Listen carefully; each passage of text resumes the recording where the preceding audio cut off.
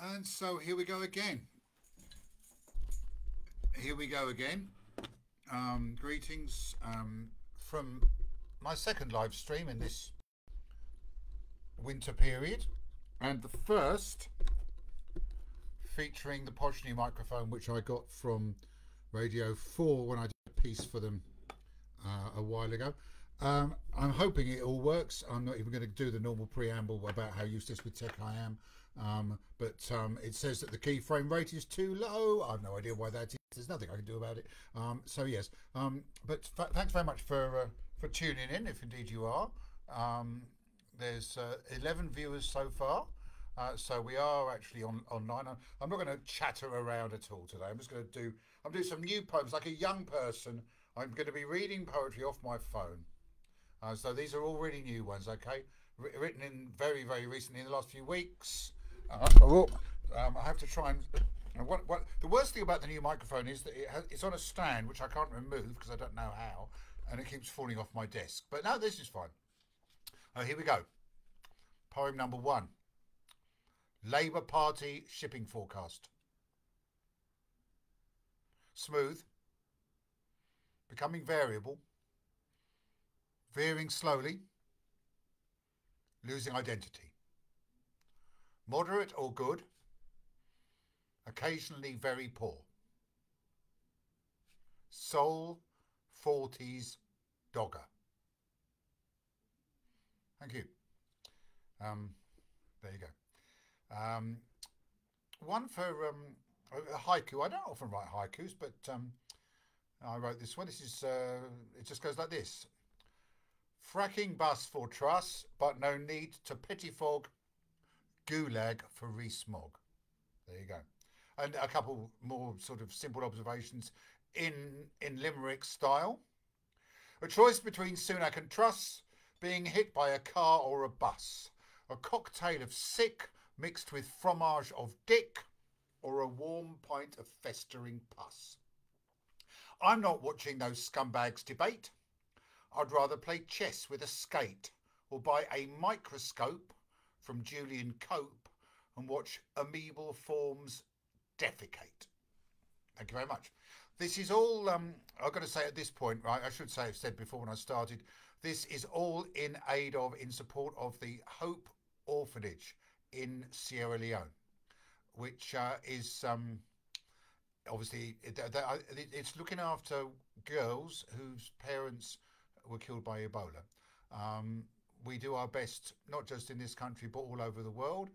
And the wonderful Eagle and his partner and many other people have been running Punk for the Homeless for some time, and they are the people supporting, and they've been doing incredible amounts of work for this orphanage for over a long period of time, which is why I'm doing this live stream tonight, to support them and obviously support these girls. So if the girls are watching, I gather they do watch these broadcasts. Hello from Southwick, West Sussex, and all the very best to you for the festive season. And I hope you have a wonderful time. Okay, so here's another very new one. I wrote this one on the way back from the Morecambe Poetry Festival, which was a brilliant event, which took place the weekend immediately before the Queen's funeral. And one of the really interesting things about it was, I mean, obviously, it was a very strange time. And I had to work out my own thoughts about this, because obviously I'm completely indifferent to the monarchy. But I'm a great student of history, and I love history, and I also love early music. And so, I mean, you know, in this strange time where all this stuff was going on, like World Cup at the moment, which I've completely detached from. But in this strange time, when the Queen was dead and about to be buried, and everybody was making all this fuss, and I was thinking, well, what am I going to do about this? So I wrote a piece which reflected my feelings, because I was coming back from this poetry festival, Morecambe Poetry Festival, during the funeral, and I was watching the funeral on my phone, and I wrote this. It's called Turning Point. I had a lovely gig last night. Today I'm on a train. And as so often, history is coursing around my brain. I watch the pomp and circumstance in silence on my phone. I am your fellow traveller. I'm on my way back home. The ancient music moves me, has done since childhood, and music knows no master. It's fitting that it should. I feel no need to cavil, to turn away and sneer, nor tremble with emotion. Just history, right here. But we must forge new history. That is the task we face. Make huge, momentous changes or perish as a race. Unite our broken heartlands and cleanse our poisoned seas. Boot out the profiteers who brought our people to their knees. And this could be a turning point. Symbolic, yes, but real. Strike unified against those who would break us on the wheel. Ignore the tabloids' weasel words of bigotry and hate. Mourn if we choose, then organise and forge a brand new state. And I want to say at this point that I stand totally 100% with all the strikers, obviously, all the different groups who are striking, 100% behind them. Tomorrow, at the latest music bar in Brighton, my great friend and comrade Rob Johnson and myself will be doing a benefit fundraising for all strikers, organised by Unite, and there'll be a lot of the great activists and supporters of the Brighton Labour movement there. So absolutely big up to all of you. I'll see you tomorrow night. It's also the 20th anniversary of the death of Joe Strummer. And in a few minutes, I'm going to do a song which I wrote called Commandante Joe, basically in his memory. But for now, I'm going to do a couple of poems for strikers. And I'm going to do this one first of all. I haven't written a poem from Mick Lynch. I wrote a little limerick for Mick Lynch, which goes like this. A wonderful leader called Minch make Murdoch's scab hirelings flinch. Let's shut down the sun. Sorry. A wonderful leader called Mick made Murdoch's scab hirelings sick. Let's shut down the sun like the Scousers have done. Join a union, don't scab and bootlick. Been writing so much stuff recently. But I wrote this one for Bob Crow just after he died. And it's the one that I was commissioned to write for Radio 4, for the obituary programme on Radio 4, The Last Word. And having commissioned me to write it, they refused to use it because they said it wasn't balanced. Imagine that. You get Attila the Stockbroker to write a poem in honour of Bob Crow for your radio programme on Radio 4, and then you tell him it's not balanced. So it didn't get on the radio, but I put it on my social media and it reached hundreds of thousands of people anyway, as these things now do. Bob Crow. There was a man who stood his ground, fought every inch and won the day. His legacy, his members' lot, good work conditions, decent pay. By Tories and their tabloid dupes and those who seek more than their share. Just like Millwall, his favourite team, he wasn't liked and didn't care.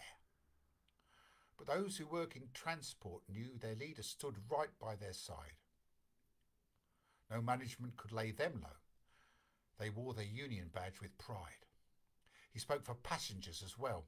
Safety, not profit, always first. Opposing fatal funding cuts. Paddington, Potter's Bar, the worst. Bob Crow, a boxer's grandson he, led with the left and pat a punch. The bosses knew he'd take them on. No cosy smile, no smarmy lunch. We need more like him, that's for sure. Upfront and honest to the last. He bargained hard and kept his word. A union leader unsurpassed. As 0 hours contracts grow and bosses offer Hobson's choice, let us not mourn but organise, get off our knees and find our voice. This man worked hard for workers' rights, a fair wage, a safe, steady job. So join a union and stand firm. That's the best way to honour Bob. Cheers, that's for the RMT, of course, and for all the strikers, like I say. And obviously Bob left a great legacy. I don't know whether he personally tutored Mick Lynch, but Mick has done a great job. Has my good friend and comrade John Leach, the Deputy General Secretary, who I've known for a long, long time. And so to you, mate, to John, hope everything's okay. I know there's big changes at the moment, and I hope everything's okay for you, mate. So now I'm going to do some more new ones, actually, and I'm actually going to do this, which is been writing more and more recently about my childhood, about growing up, my experiences growing up, and it reflects so much. The reason I've started writing about it, really, to be honest, is because the phenomenon of working class Toryism, cap doffing, whatever you want to call it, the red wall, which has been occupying the minds and pens of so many commentators in recent times, is something that I grew up with. I mean, it's like my lived experience is that I was from a family, virtually all of whom, apart from my mum, the older generation, were working class Tories. I've said this many times before.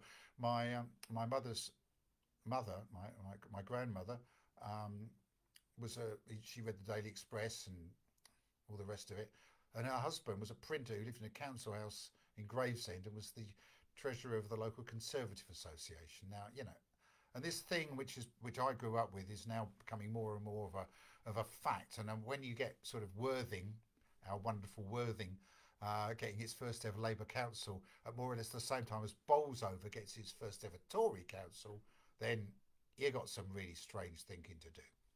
Anyway, this one positioned cleverly right next to the screen where I'm broadcasting from, is called Two Arms, Two Legs. I was about 7, I think. When I was young, my grandmother took me to see the Queen. It's going to be a special day, best thing you've ever seen. I stood there in a great big crowd who'd waited half the day. Small woman in a big black car. She waved. It drove away. I didn't understand why they were making all the fuss. She lives a royal life, said Nan, not for the likes of us. But Nan, she looks like you and me. She called me a disgrace. And since that day, my family knew I'd never know my place. Cheers. And another one. Obviously, we are at the moment beset with this ridiculous story, this nonsense about, you know, blooming royal family, Harry and Meghan, blah, blah, blah. I have absolutely no time for any of it.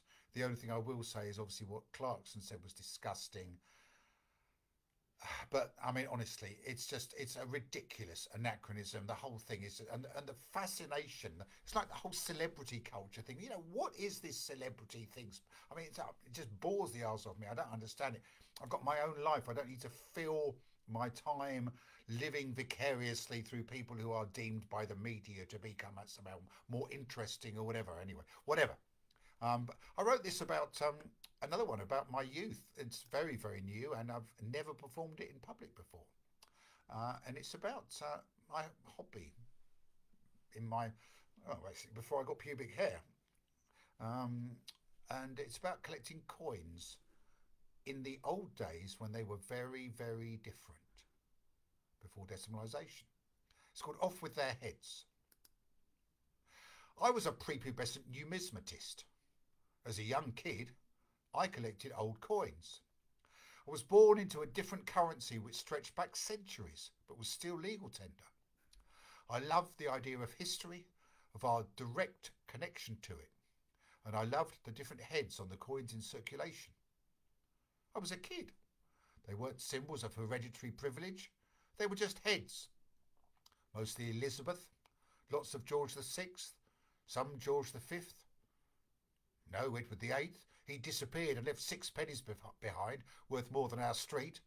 Some Edward VII, and in pocket money terms, Victorian bun pennies and halfpennies were the best. Worn, mysterious old things which made me want to write stories about where they'd been and what they'd seen. But some of the more recent ones were special too. 1919 pennies, minted in King's Norton, for instance. KN next to the date. I was so excited when I got one. That must be a posh place, I thought. Then I went to Birmingham and found that it wasn't. Before I bought anything with my threepence a day pocket money, that's 3D, I'd asked my coin fence, Mary in the Southwark Square sweet shop, if any old pennies or halfpennies had come in. Farthings had stopped when I was 3, but she found one for me once. And if they had, I'd swap them for mine, go sweetness for the day, and stick them in my album in date order. 1860 was as old as they came, because before that there were great big things with the young head of Victoria on, and they weren't legal tender anymore. But one day Mary said, "Look at this." It was a shilling from 1816, with a head I hadn't seen before, George III. 4 sweetless days later it was mine, and I found out that although the copper coins stopped being legal tender in 1860, the silver ones didn't. That was that. I got all my birthday money out of the post office account, telling them why, and asking them to look in the change for me from now on. Enlisted both sweet shops, parishes and McFarlane's, and the post office, and my parents' friends, and my friends' parents, and anyone else I could pester, and the silver coins started coming. Sixpences, shillings, florins, half-crowns, Victoria, William IV, George IV, George III. I remember the date sequence as if it was yesterday. Once, incredibly, a George II one, 1743. The collection grew. More people helped. And then on 15th of February 1971 it all stopped. Decimalisation. Off with their heads. No more Georges, Edwards or Victorias. There was just one now, Elizabeth.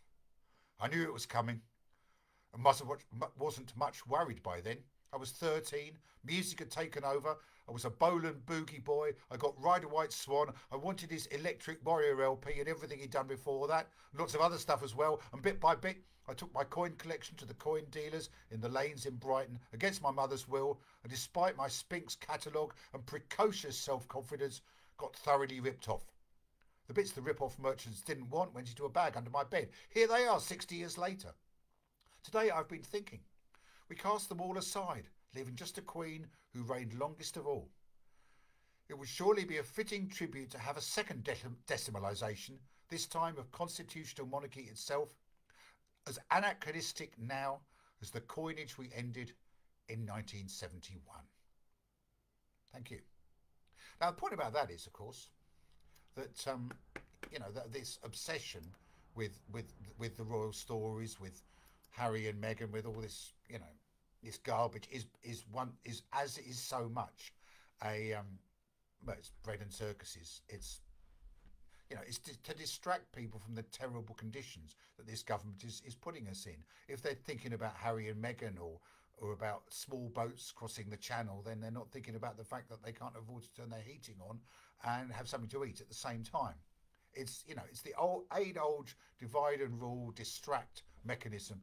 I mean, I know I don't need really to say that to you, but it is, and I mean the sickeningly terrible condition that so many people are in this Christmas, and the terrible decisions that people are going to make are just frightening and ghastly. And I look back, I'll tell you what, I look back to 1987 in East Berlin, when I went there to perform at the Political Song Festival, in a country where there was no homelessness, where everyone was warm, everybody had a home, a flat, a house.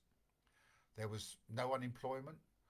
People could basically live incredibly cheaply because all the things that you needed as a human being to survive, like food and warmth and beer, were incredibly cheap. So people could spend their money on other stuff, except there wasn't an awful lot of other stuff to spend it on in the GDR. But I look back at that and I see the contrast with here, where theoretically we were free because there's not a wall, and there's more political freedom. You can speak more freely, but the economic freedom that I saw in the GDR was vastly more than I see today in the UK. And what we have to do, and my message constantly now, is say that we have to learn from actually existing socialism, which should not have collapsed. It should have been reformed, because economic democracy, in other words, the right to have enough going into your mouth, is just as important as political democracy, the right to have enough coming out of it. So there you go. What have I got? I've got a message here. Hopefully it's a good one. Oh yeah, it's all right. It's fine. I was hoping it wasn't a message from somebody saying that they couldn't hear me or something. But that's all right. So that's fine. I'm going to do some songs now, and I'm going to put on my headphones. No, actually, I don't think I'm going to bother with the headphones. I don't think there's any need for them really. If it sounds all right. Here's an old one. I wrote this in 1980. Well, New Year's Eve 1983. In other words, the day before 1984. It's called Airstrip 1. It was just at the time that the cruise missiles were coming in, and of course George Orwell had predicted, England as an unsinkable aircraft carrier for the US, and that's what we were about to become. George Orwell called it Airstrip 1. I wrote the Ballad of Airstrip 1. A bit later, it turned into Market Sector 1 about the GDR. The Newtown Neurotics covered it. Probably one of my best-known songs for the tiny number in absolute terms, but the many thousands of people who enjoy my stuff in relative terms. Airstrip 1.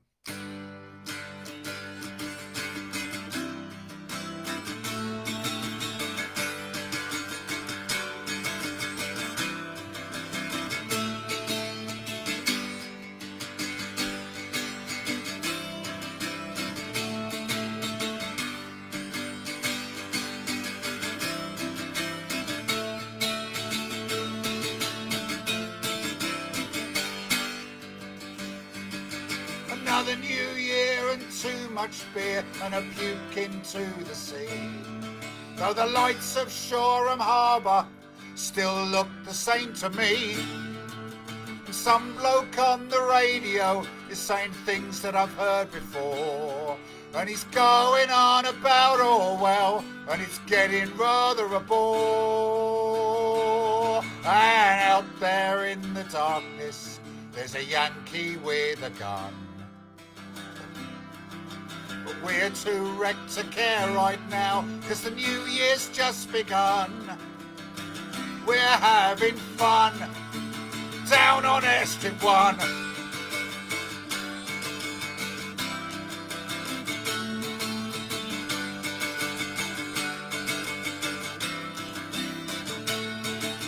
The Harlow lights shine brightly as the wheels eat up the road.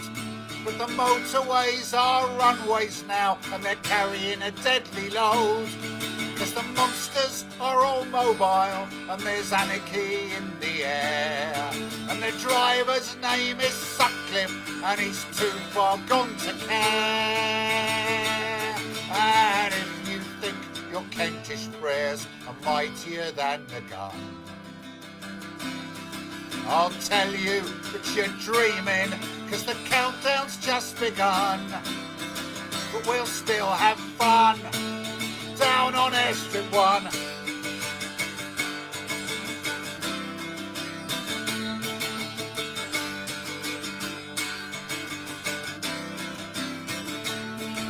Some folks are anxious and some folks are cool. Read all the newspapers, don't be a fool. Video nasties and sugary tea, that's the way to get away scot-free on Airstrip 1. Down on Airstrip 1.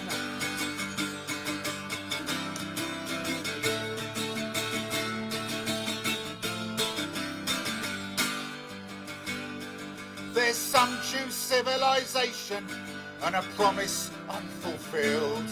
And there's some choose extermination when it's someone else who gets killed.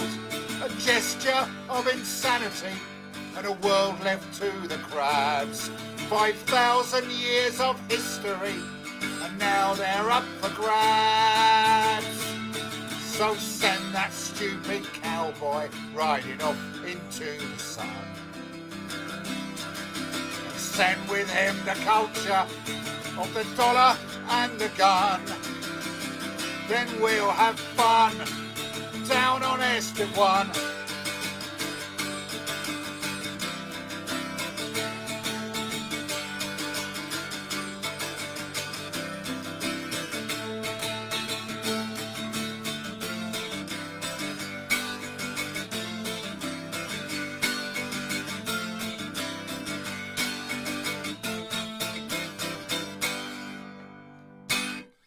Cheers. Like I say, this is for Punk for the Homeless. So please, you'll see the donations box. Presumably, I hope very much that the Eagle and Company have put the donations box thing up there. So please, if you can, make a donation for the Hope Orphanage in Sierra Leone. I should be doing another live stream tomorrow night, but this on Zoom for Just Stop Oil. It's going to be interesting though, because it's going to be on the road, because I'm going to watch the Albion away at Charlton in the Carabao Cup. The return of what I consider to be real football after the plastic nonsense of Qatar, the horrible, disgusting farce really of that competition. Although obviously there was great football played, but it wasn't for me. Many of you will have seen the documented trips that I have made to Whitehawk and Worthing, immersing myself in grassroots football. But I've got to say, I'm really looking forward to watching Brighton again. And it is fantastic to have a World Cup winner. It's not Alexis McAllister's fault that competition was held where it was. And if you did watch it, as I've said all the way along, if you did watch it, I'm not having a go. I'm not saying you're wrong too. It didn't feel right for me. Enville Ginger from Stourbridge in the Black Country. So, big up to Jess Silk. Okay, so talking of Jess Silk, why don't I do this one? Jess Silk wrote this song. Some of you will know Jess. If you haven't, check her out. She's a fantastic young singer-songwriter from Stourbridge, and she wrote a song called If Home Is Where the Heart Is, about the wonderful privilege that she felt starting out, being able to earn a living, travelling around, doing gigs, playing to people, meeting new people, going to new places, and earning a living out of it. And I heard that and I thought, absolutely, that's me too, from the other end. Because she's just starting out and I've earned my living at it for 40 years. So here's my version of Jess Silk's song, If Home Is Where the Heart Is. There's no set list tonight, I'm just making it up as I go along. If home is where the heart is, my home moves round a lot, but it will always come back to the little town where I grew up. And when I reach my front door, Rabina's arms will lift me up. If home is where the heart is, it's with the people that I love. The last few years have done me in. I'm finally back in East Berlin, singing songs, meeting people that I know from that time so long ago when we had a world to win. Got 12 gigs in 13 days, different countries, different ways, different cultures, different beers, like I've done for 40 years, spirits high and heart ablaze. If home is where the heart is, my home moves round a lot, well it will always come back to the little town where I grew up. And when I reach our front door, Rabina's arms will lift me up. If home is where the heart is, it's with the people that I love. And I've never once forgotten just how fortunate I am. Played in nearly 30 countries in this world, raising my voice, making a stand. Got so many miles behind me, hope there's plenty more to go. But I'm so grateful every time I get to meet up with a friend I've come to know. Dear Jess, you wrote this song. You're 40 years younger than me. Your whole life lies in front of you. So much to do, so much to see. I wish you all the happiness this touring life has given me. You're on the case, you're brilliant. Stay red, stay punk, stay free. If home is where the heart is, our homes move round a lot, but it will always come back to the little towns where we grew up. You're welcome here at our front door. Our loving arms will lift you up. If home is where the heart is, it's with the people that we love. If home is where the heart is, it's with the people that we love. If home is where the heart is, it's with the people that we love. Jess Silk. Bit messed up at the beginning there, sorry everybody, but There you go, and all the very best. I'm going to do 2 more, I think, probably. So I'm now going to do my autobiography in song before a rip-rousing festive finale. Oh, I've just dropped my plectrum, so I shall pick up another one. Hope you like the backing. It's the cactus with the lights on, and a little lantern thingy that Robina gave me. So yeah, 40 years.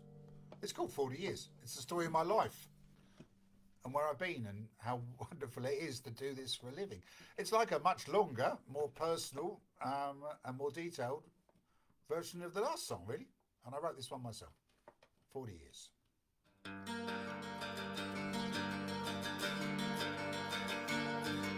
I look back on the early years, almost a lifetime now.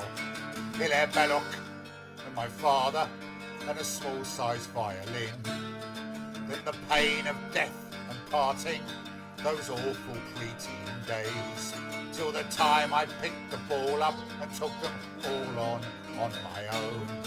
And I came through and I punched the air the day I left that place. And it freed the words and music, though I wasn't quite sure how. And I saw 4 men on a London stage playing just for me. And I walked out of the rainbow and I knew just what to do. 77 was year 0 and me, I was 19. I played the bass and wrote the words, but I wanted something more. So I travelled and I played the bass and I put the bass away. And I wrote some words and blagged a gig and got up there on my own. And I felt some people understand, though this was something new. When Peel played my first record, I said, bloody hell, that's me. And I had my 15 minutes back in 1983. And I said, thanks, Joe, as Gordon Smith took Robbo's Crossfield Pass. 40 years, 40 years, 40 years. 40 years, 40 years, 40 years. Gordon missed and Thatcher ruled and Warhol's words came true. I was writing all my best stuff, but the media said, you're done. I can't say it didn't hurt, but I am confident and strong. And once again I picked the ball up and took them all on my own.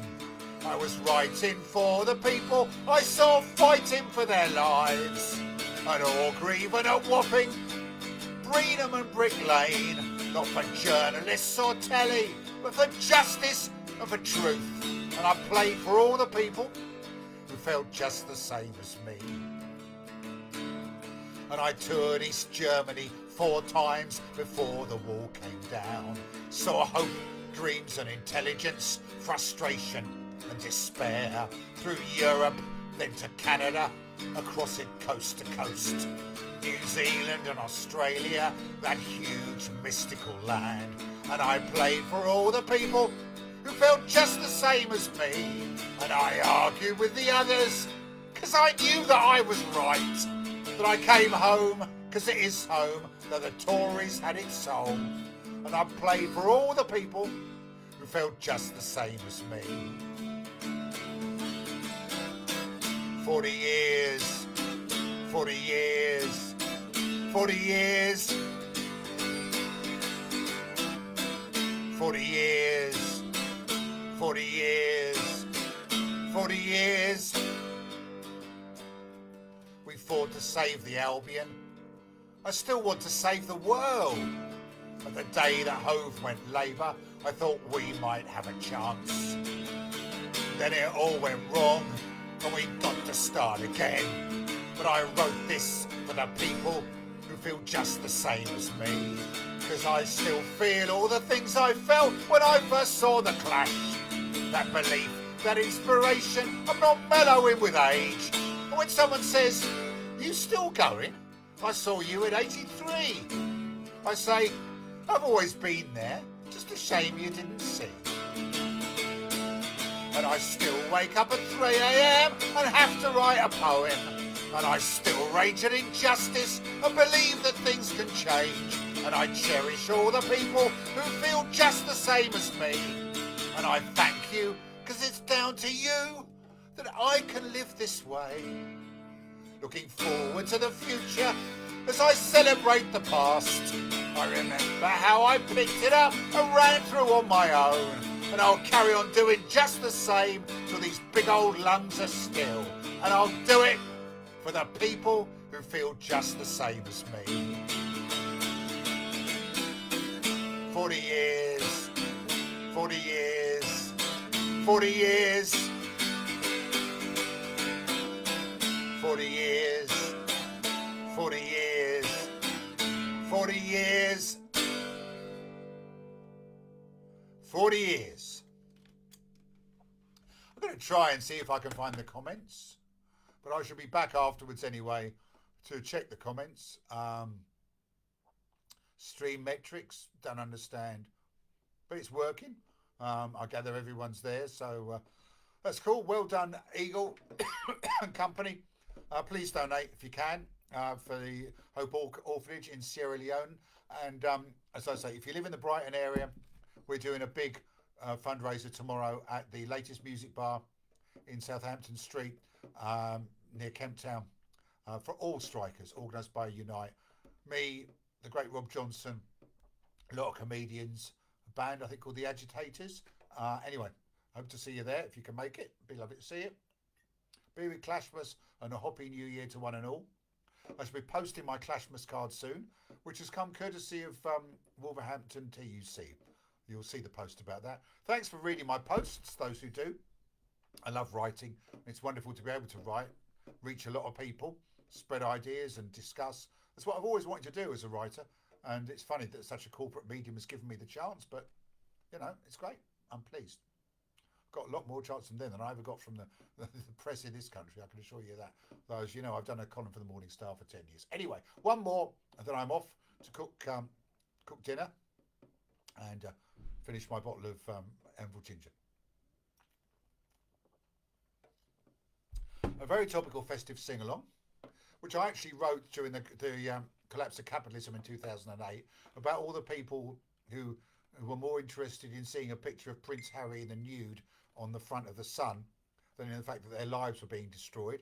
I decided, well, you know, I mean, basically, it's absolutely totally topical again, in terms of all the stuff that's going on at the moment about the royal family and Harry and Meghan and all this sort of thing. Prince Harry's knob, which is of course not about Prince Harry's knob. It's about the way that the media, and especially the Sun, use the royal family and general tittle-tattle, along with obviously things like small boats and all the rest of it, to distract people away from the fact that their actual lives are being destroyed, and to stop them getting angry about it in the way that they should be. And instead of getting them angry with other people that are innocent and nothing to do with it, like immigrants and people trying to find a better life for themselves, and in many cases fleeing absolute desperate poverty and worse, war. So join in if you know the words. If you don't, you soon will. Here we go. My favourite book, The Ragged Trousers Philanthropist, in song, Prince Harry's knob.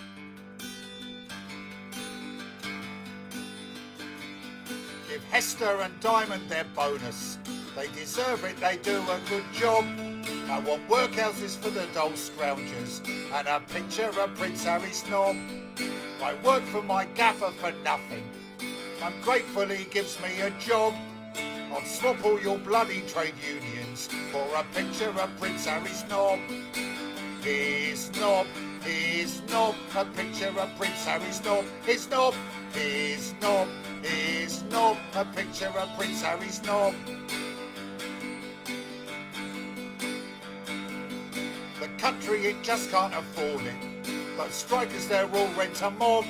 They should all doff their caps and be happy with a picture of Prince Harry's knob. Don't give me your bleeding heart lecture, you middle-class guardian snob. 'cause some of us live in the real world. With a picture of Prince Harry's knob. His knob, his knob, a picture of Prince Harry's knob. His knob, his knob, his knob, a picture of Prince Harry's knob. You lefties and loonies and liberals, it's time you shut your bloody gob. 'Cause all that the likes of me ask for is a picture of Prince Harry's knob. I'm penniless, hapless and hopeless, and the state of my health makes me sob. But I'll work like a slave for my betters, with my picture of Prince Harry's knob. One more time. His knob, his knob, a picture of Prince Harry's knob. His knob, his knob, his knob, a picture of Prince Harry's knob. One more time. His knob, his knob, a picture of Prince Harry's knob. His knob, his knob, his knob, a picture of Prince Harry's knob. Yes, I'll read the Sun and I'll believe it, with my picture of Prince Harry's knob. Cheers. Cheers. Thank you very, very much. I'm just going to check what's on here. Yeah, I think we're all right. Thank you very, very much for listening. Do donate to Hope Orphanage if you possibly can afford it. Come to our strike benefit tomorrow if you can. And apart from that, I just wish you a beery Clashmas and a happy New Year, and all the very best. Well done, Eagle and company, and everybody at Punk for the Homeless, for all the great work you're doing for people having a really rough time. Well done, everybody in the UK who's out there raising funds, organising food banks, going on picket lines, supporting strikers, supporting people in desperate poverty, supporting people who have to choose between heating and eating. It's desperate times. We've got to stick together. You know that. I know that. All the very best. Stick around, because Joe Solo is on very, very soon. The mighty Joe Solo from Scarborough. Wonderful campaigner. Brilliant guy. Brilliant comrade. Just received a great award. I'm sure he'll tell you about that. And but thank you for listening to me. All the very best. See you soon. Beery Clashmas. Happy New Year. Celebrate Strummer tomorrow, the 22nd of December. And I'll see you soon, comrades. All the best. Cheers.